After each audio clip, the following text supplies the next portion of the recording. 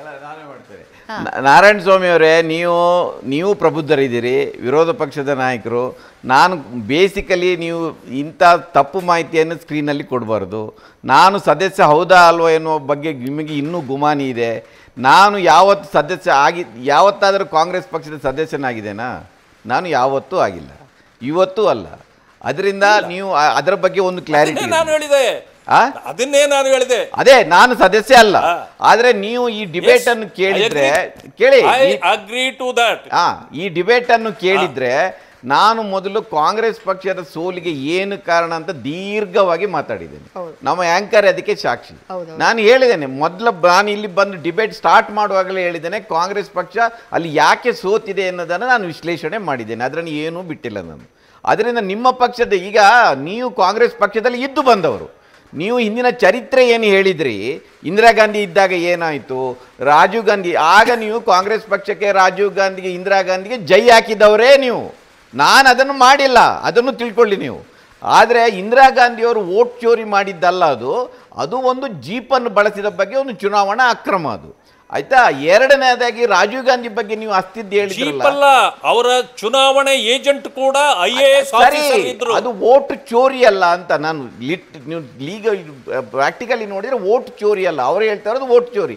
ನಾನು ನಿಮಗೆ ಕೇಳ್ತಾ ಇರೋದು ಏನಂದ್ರೆ, ಅವರು ಎತ್ತಿದ ಪ್ರಶ್ನೆಗಳಿಗೆ ಉತ್ತರ ಕೊಡಿ. ಇಲ್ಲದ್ರೆ ನೀವು ಚುನಾವಣಾ ಕಮಿಷನರ್ ಉತ್ತರ ಕೊಡೋದಿಲ್ಲ, ನಿಮ್ಮ ಪಾರ್ಟಿಯವರು ಉತ್ತರ ಕೊಡ್ತಾರೆ. ನಿಮಗೇನು ಸಮಸ್ಯೆ ಇದೆ ಅದರಲ್ಲಿ? TN ಶೇಷನ್ ಎನ್ನುವ ಮನುಷ್ಯ ಇದ್ದಾಗಲೂ ಪಾರ್ಟಿ ಇತ್ತಲ್ಲ, ನಮ್ಮನ್ನ ಪ್ರಶ್ನೆ ಮಾಡಿದಾಗ ನಾವು ಕೊಡ್ಬೇಕು. ಆದ್ರೆ ನೀವು ಅವ್ರ ವೋಟ್ ಚೋರಿ ಬಗ್ಗೆ ನೀವು ಇವತ್ತಿಗೂ ಉತ್ತರ ಕೊಟ್ಟಿಲ್ಲ. ಈಗ ಅವರು ಎವಿಡೆನ್ಸ್ಗಳನ್ನು ಕೊಡ್ತಾ ಇದ್ದಾರೆ. ನಾನು ನಿಮ್ಮ ಹತ್ರ ಹೇಳ್ತಾ ಇರೋದು, ನೀವು ಅದನ್ನು ಕೌಂಟರ್ ಮಾಡಬೇಕು. ಅದನ್ನು ಡಿನೈ ಮಾಡುವ ಜೊತೆಗೆ ಕಾಂಗ್ರೆಸ್ ಅಂತದ್ದು ವೋಟ್ ಚೋರಿ ಮಾಡಿದ್ರೆ ಅದನ್ನು ಎಕ್ಸ್ಪೋಸ್ ಮಾಡಿ. ನೀವು ಅದನ್ನು ಮಾಡ್ತಾ ಇಲ್ಲ. ಅದು ಬಿಟ್ಟು ವೈಯಕ್ತಿಕವಾಗಿ ರಾಹುಲ್ ಗಾಂಧಿಯನ್ನು ಟೀಕೆ ಮಾಡ್ತೀರಿ. ಬೀದಿಯಲ್ಲಿ ಉತ್ತರ ಸಿಗೋದಿಲ್ಲ. ಅಲ್ಲ, ಎಲ್ಲಾದ್ರೂ ಮಾಡಿ. ಟಿವಿನಲ್ಲಿ ಮಾಡಬೇಡಿ ಸ್ವಾಮಿ. ಅವರು ಟಿವಿನಲ್ಲಿ ಮಾಡಿಲ್ಲ, ನಿಮ್ಮ ಪ್ರಧಾನಿ ಅವರು ಇವತ್ತಿನವರೆಗೆ ಒಂದು ಪತ್ರ ನೋಡಿ, ನೀವು ಕೇಳ್ತಾ ಇದ್ದೀರಿ, ಒಂದು ಕಂಪ್ಲೇಂಟ್ ಕೊಟ್ಟಿಲ್ಲ. ಯಾಕೆ ಕಮಿಷನ್ಗೂ ಕೊಟ್ಟಿಲ್ಲ, ಕೋರ್ಟ್ಗೂ ಕಂಪ್ಲೇಂಟ್ ಕೊಟ್ಟಿಲ್ಲ.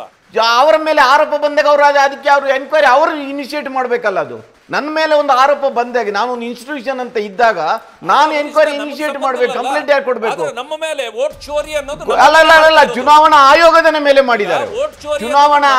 ನಾರಾಯಣ ಸ್ವಾಮಿ ಅವರೇ ಡಿಬೇಟ್ ಅನ್ನು ತಪ್ಪದ ಚುನಾವಣಾ ಆಯೋಗದ ವಿರುದ್ಧನೇ ಮಾಡಿದ್ದಾರೆ. ಅದರಿಂದ ನೀವು ಅದನ್ನು ಮಾಡಬೇಕು. ಅದನ್ನು ಮಾಡದೆ ನೀವು ಇನ್ನೊಂದು ಇಲ್ಲೇನು ಒಪ್ಕೊಂಡ್ರಿ, ರಾಹುಲ್ ಗಾಂಧಿಯನ್ನು ಟ್ರೋಲ್ ಮಾಡಿದ್ದೀರಿ ಅಂತ ನೀವು ಹೇಳ್ತಾ ಇದ್ರಿ. ಇಷ್ಟೊಂದು ಟ್ರೋಲ್ ಆಗ್ತದೆ. ಮಾಡಿದವರು ಯಾರು?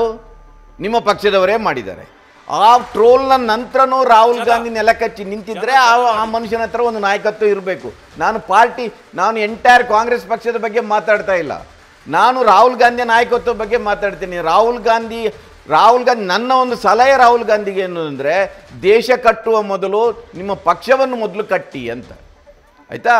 ಈ ಕಾಂಗ್ರೆಸ್ ಪಕ್ಷದ ಸಿದ್ಧಾಂತದ ಅನುಗುಣವಾಗಿ ಆ ಪಕ್ಷವನ್ನು ಕಟ್ಟಿ, ಆ ಪಕ್ಷದಲ್ಲೂ ಕೂಡ ರಾಹುಲ್ ಗಾಂಧಿ ಈಗ ನೋಡಿ, ನೀವು ಒಪ್ಪೋದು ನಾನು ಒಪ್ಪದಿರ್ಬೋದು ಬೇರೆ. ರಾಹುಲ್ ಗಾಂಧಿಯವರು ಬಹಿರಂಗವಾಗಿ ಹೇಳಿದ್ದಾರೆ, RSSಗೆ ಹೆದರುವವರು ಈ ಪಕ್ಷವನ್ನು ಬಿಟ್ಟು ಹೋಗ್ಬೋದು ಅಂತ. ಅದೊಂದು ಐಡಿಯಾಲಜಿಕಲ್ ಕಮಿಟ್ಮೆಂಟ್. ಆದರೆ ಅದೇ ಪಕ್ಷದಲ್ಲಿ RSS ಅನ್ನು ಓಲೈಸುವವರು ಇದ್ದಾರೆ ಅಂತ ನಾನು ಬಹಿರಂಗವಾಗಿ ಹೇಳಿದ್ದೇನೆ, ಈಗಲೂ ಹೇಳ್ತೇನೆ. ನಾನು ಬೇಕಾದರೆ ಪುರಾವೆ ಕೊಡ್ತೇನೆ, ನನಗೆ ಅವರ ಹೇಳಿಕೆಗಳನ್ನು ಕೊಡ್ತೇನೆ. ಅದರಿಂದ ನಾನು ಒಂದು ಪಕ್ಷದ ಪರವಾಗಿ ಮಾತಾಡ್ತೇನೆ. ನೀವು ಒಂದು ಪಕ್ಷದಲ್ಲಿ ಇದ್ದು ಮತ್ತೊಂದು ಪಕ್ಷಕ್ಕೆ ಬಂದವರು. ನಾನು ಪತ್ರಕರ್ತನಾಗಿದ್ದೇನೆ, ಇವತ್ತು ಪತ್ರಕರ್ತನ ದಾಟಿಯಲ್ಲೇ ಮಾತಾಡ್ತೇನೆ. ನಾನು ಕಾಂಗ್ರೆಸ್ ಪಕ್ಷ ಬಿಹಾರದಲ್ಲಿ ಯಾಕೆ ಸೋತಿದ್ದೇನೆ ಅಂತ ದೀರ್ಘವಾದ ವಿಶ್ಲೇಷಣೆ ಮಾಡಿದ್ದೇನೆ. ಅಲ್ಲಿ OBC ಲೀಡರ್ಗಳು ಯಾಕೆ ಇಲ್ಲ ಅಂತ ಮಾಡಿದ್ದೇನೆ. ಸಿದ್ದರಾಮಯ್ಯನವರನ್ನು ಯಾಕೆ ಕರ್ಕೊಂಡು ಹೋಗಿಲ್ಲ ಅಂತ ಕೇಳಿದ್ದೇನೆ. ಅಲ್ಲಿ ಅದು ಇನ್ನೇನು ಬೇಕು, ಅವರು ಅಲ್ಲಿ ಟಿಕೆಟ್ ಕೊಡುವಾಗ ದುಡ್ಡು ತಗೊಂಡಿದ್ದಾರೆ ಅಂತ ಆರೋಪ ಬಂತು, ಅದನ್ನು ಹೇಳಿದ್ದೇನೆ. ಇನ್ನೇನು ಹೇಳಬೇಕು? ಒಂದು ಸೋತ ಪಕ್ಷದ ಬಗ್ಗೆ ಇನ್ನೇನು ಮಾಡಬೇಕು? ಈಗ ಗೆದ್ದವರ ವಿರುದ್ಧ ಮಾತಾಡೋದು ನಾವು, ಸೋತರ ವಿರುದ್ಧ ಅಲ್ಲ. ನಾವು ಯಾವತ್ತು ದುರ್ಬಲರ ಪರವಾಗಿರ್ತೇವೆ, ಸಬಲರ ವಿರುದ್ಧವಾಗಿರ್ತೇವೆ. ನೀವು ಇವತ್ತು ಸಬಲರು, ಇಡೀ ದೇಶದಲ್ಲಿ ನಿಮ್ಮ ಪಕ್ಷ ಅಧಿಕಾರದಲ್ಲಿದೆ.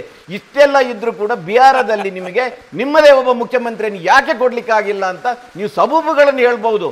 ಇವತ್ತಲ್ಲ, ನಾನು ಹೇಳ್ತೇನೆ, ನಾರಾಯಣ ಸ್ವಾಮಿಗಳೇ, ಇನ್ನು 10 ವರ್ಷ ಆದರೂ ಬಿಹಾರದಲ್ಲಿ ಬಿಜೆಪಿಯ ಮುಖ್ಯಮಂತ್ರಿ ಆಗೋದಿಲ್ಲ.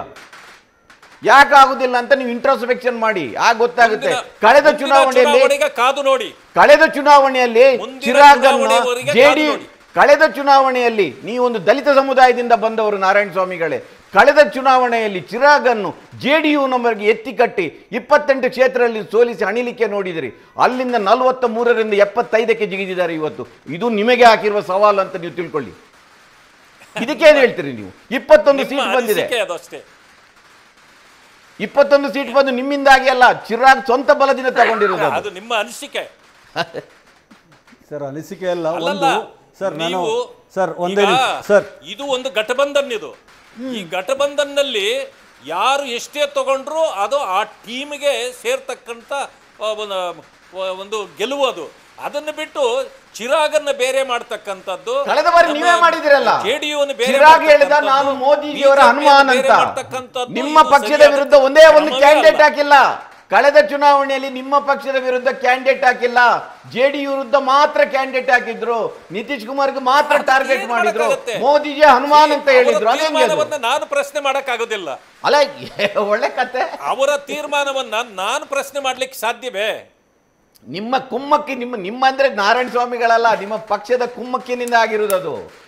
ಇಲ್ಲ ಹೇಗೆ ಆಗುತ್ತೆ? ಯಾವ ಧೈರ್ಯದ ಮೇಲೆ ಮಾಡ್ತಾರೆ? ಪಕ್ಷವೇ ಆಗ್ಲಿ, ಅವರ ತೀರ್ಮಾನವನ್ನ, ಒಬ್ಬ ವ್ಯಕ್ತಿಯ ತೀರ್ಮಾನವನ್ನ ಅಥವಾ ಒಂದು ಪಕ್ಷದ ತೀರ್ಮಾನವನ್ನ ಮತ್ತೊಂದು ಪಕ್ಷ ಹೇಗೆ ವಿರೋಧಿಸ್ಲಿಕ್ಕೆ ಸಾಧ್ಯ? ನಿಮ್ದೇ ಮಿತ್ರ ಪಕ್ಷ ಅದು. ಮೊದಲು ಅವ್ರು ನಿಮ್ ಜೊತೆ, ಇವತ್ತು ನಿಮ್ ಜೊತೆ ಇದ್ದಾರೆ. ಬೇರೆ ಪಕ್ಷ ಅಲ್ಲ ಅದು. ನಿಮ್ಮ ಲೀಡರ್ ಹನುಮಾನ್ ಅಂತ ಹೇಳಿದ್ರು. ಅವರು ಮಾಡಿದ್ರು. ಅಲ್ಲಿ ದಲಿತರನ್ನು ಹಿಂದುಳಿದ ಜಾತಿಯ ವಿರುದ್ಧ ಎತ್ತಿ ಕಟ್ಟಿದ್ರಿ ನೀವು ಆ ಚುನಾವಣೆಯಲ್ಲಿ. ನ್ಯೂಸ್ ಫಸ್ಟ್, ನಿರ್ಭೀತಿಯಿಂದ ನಿಮ್ಮ ಪರವಾಗಿ.